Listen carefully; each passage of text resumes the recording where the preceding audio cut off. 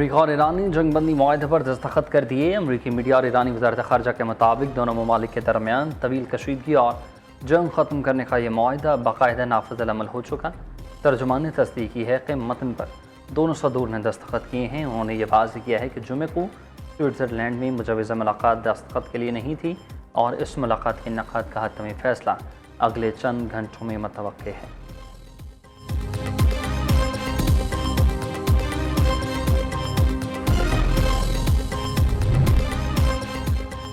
ایران میں regime change ہو چکی، آبنہ Hormuz کھل گئی ہے، پیٹرول کی قیمتیں گر گئی ہیں۔ تہران حکومت نے ڈیل کا احترام نہ کیا تو دوبارہ بمباری کریں گے۔ یہ حملہ ایران کے معاہدے پر آ جانے تک نہیں رکے گے۔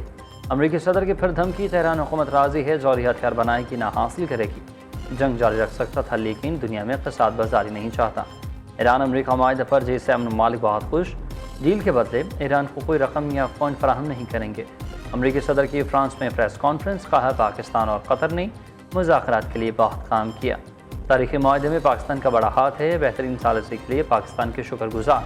صدر ٹرمپ نے اسرائیل کو بیوقوف قرار دے دیا۔ نیتن یاہو سے لبنان کے معاملے پر اختلاف ہے، اسرائیلی وزیر اعظم کو چاہیے کہ حزب اللہ سے بہتر برتاؤ کرے۔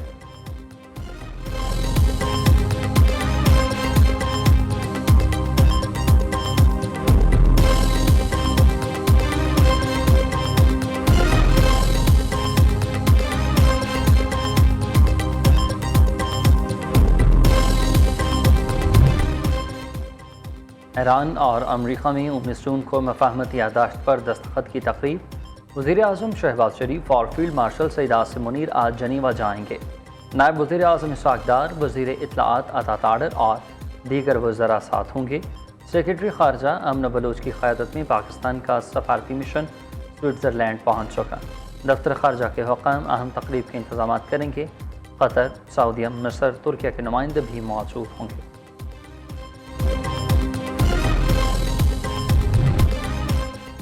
ایران اور امریکہ کے درمیان اسلام آباد مفاہمتی یادداشت کا باضابطہ طور پر متن جاری۔ اس اہم ترین مفاہمت کے تحت دونوں ممالک اور ان کے اتحادی لبنان سمیت تمام محاذوں پر فوجی کارروائیاں فوری طور پر روک دیں۔ دونوں فریقین 60 دن کے اندر حتمی معاہدہ طے کرنے کے لیے مذاکرات کا آغاز کریں گے، جس کی توثیق بعد میں اقوام متحدہ کے سلامتی کونسل کی قرارداد کے ذریعے کی جائے گی۔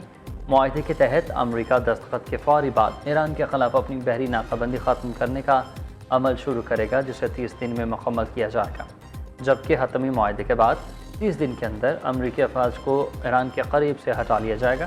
جواب میں ایران خلیج فارس سے خلیج عمان تک تجارتی جہازوں کے محفوظ اور بلا معاوضہ آمد و رفت کو یقینی بنائے گا اور بارودی سرنگوں کو ہٹایا جائے گا۔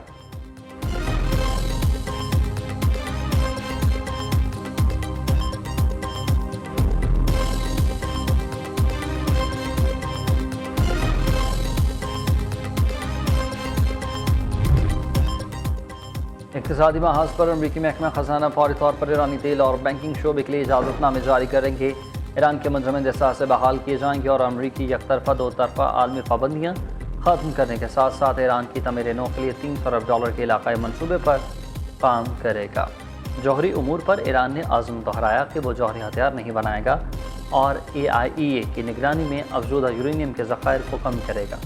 حتمی معاہدے تک موجودہ صورتحال برقرار رہے گی، جس کے تحت ایران جوہری پروگرام محدود رکھے گا اور امریکہ نئی پابندیاں یا افواج تعینات نہیں کرے گا۔ عمل درآمد کی نگرانی کے لیے مشترکہ نظام بنے گا۔ امریکی اہلکار نے اسلام آباد مفاہمتی یادداشت کے 14 نکات میڈیا کے سامنے پڑھ کر سنائے۔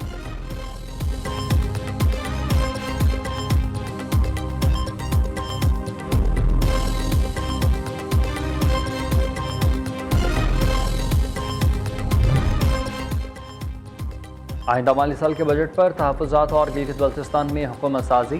وزیر اعظم شہباز شریف سے chairman Peoples Party Bilawal Bhutto Zardari کی ملاقات۔ بجٹ، سیاسی صورتحال، سندھ کے ترقیاتی منصوبہ اور مشرق وسطی کی صورتحال پر گفتگو۔ بلاول بھٹو نے ایران امریکہ ڈیل میں پاکستان کے مثبت کردار کو سراہا۔ وزیر اعظم شہباز شریف اور فیلڈ مارشل عاصم منیر کو خراج تحسین پیش۔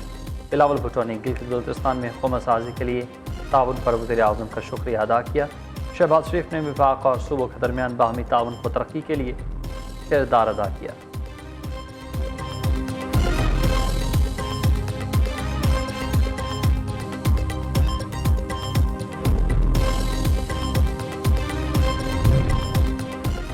سندھ کے سرکاری ملازمین کی تنخواہوں اور پنشنز میں 7% اضافہ کم از کم اجرت 40,000 سے بڑھا کر 43,000 روپے کر دی۔ وزیر اعلیٰ مراد علی شاہ نے آئندہ مالی سال کا 3,562 ارب سے زائد کا ٹیکس فری بجٹ پیش کیا۔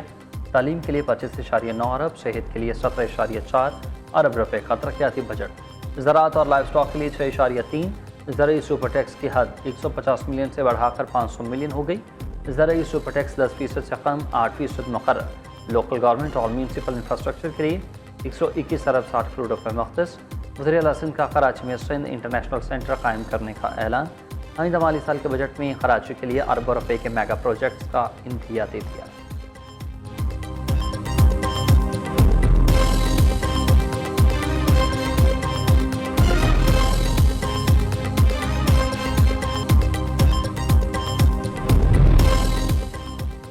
سندھ اسمبلی بجٹ اجلاس میں اپوزیشن کا احتجاج پہ کارڈ اٹھا کر نعرے بازی۔ اپوزیشن لیڈر علی خورشیدی نے کہا کہ بجٹ پر اعتماد میں نہیں لیا۔ ایسے بجٹ کا کیا فائدہ جس میں کسی کی نمائندگی نہ ہو؟ آپ جمہوری ڈکٹیٹرشپ چلانا چاہتے تھے، اگر یہی رویہ رکھنا ہے تو حکومت چلاتی رہے۔ اپوزیشن نے احتجاجاً ایوان سے واک آؤٹ کیا۔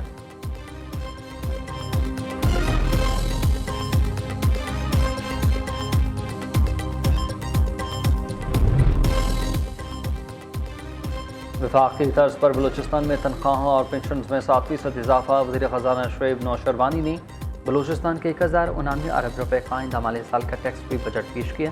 بلوچستان کی کل آمدن کا تخمینہ 1134 ارب سے زائد لگایا۔ تعلیم کے لیے 157 ارب 28 کروڑ، صحت کے لیے 73 ارب 99 کروڑ مختص، امن و امان کے لیے 107 ارب 92 کروڑ روپے رکھے گئے۔